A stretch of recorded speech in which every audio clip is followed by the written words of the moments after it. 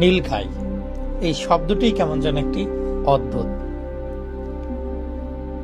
নীলগাই অর্থাৎ নীল রঙের গাই, কিন্তু এরকম গাই তো সচরাচর আমরা দেখি না। তাহলে এই প্রাণীটি আসলে কি? এই প্রাণীটি কোনো গাইও নয়।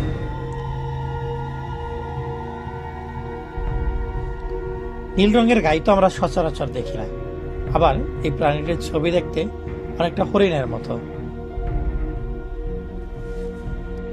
কিন্তু এটি আবার হরিণও না। তাহলে এই অদ্ভুত প্রাণীটি আসলে কি? এই অদ্ভুত প্রাণীটি হচ্ছে একটি নীলগাই।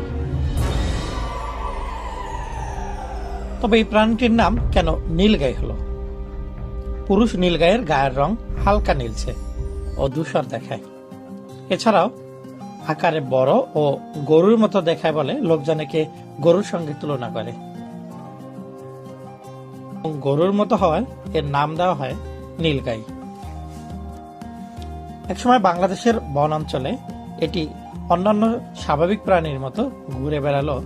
বর্তমানে এই নীলগাই বাংলাদেশ থেকে বিলুপ্ত, পুরোপুরি বিলুপ্ত। কখনো কখনো ভারত থেকে দলছুট হয় কিংবা ভুলকর্মে বাংলাদেশে প্রবেশ করে, কিন্তু প্রবেশ করেও তো সে সম্মান পায় না। উল্টো বাংলাদেশের মানুষ তাকে তাড়া করে ধরে হাত পা বেঁধে ঝুলিয়ে রাখে। কখনো কখনো বন বিভাগ পৌঁছানোর আগেই জবাই করে খেলে ফেলে। আর কিছু ক্ষেত্রে বন বিভাগ তাদেরকে উদ্ধার করতে পারলেও তাকে ধরতে গিয়ে জনগণ যে বেদম প্রহার করে তাতেই নীলগাই মারা যায়।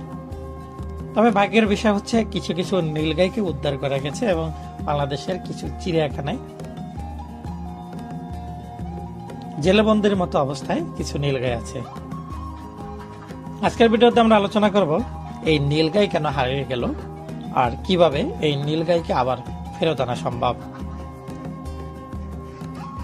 নীলগাই হারানোর পিছে অন্যতম একটি বড় কারণ হচ্ছে বন ও আবাসস্থল ধ্বংস, কৃষি জমি বৃদ্ধি এবং বসতবাড়ি সম্প্রসারণের জন্য বন নির্বিচারে উজাড় করা হয়, যার কারণে নীলগাইয়ের স্বাভাবিক বাসস্থান নষ্ট হয়ে যায়।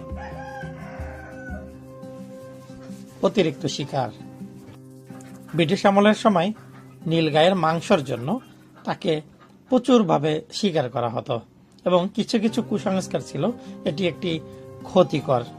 এছাড়াও নীলগাই কিছু কিছু ফসল খেয়ে ফেলতো, আর তার অন্যায়ের কারণে এই নীলগাইকে শিকার করা হয়।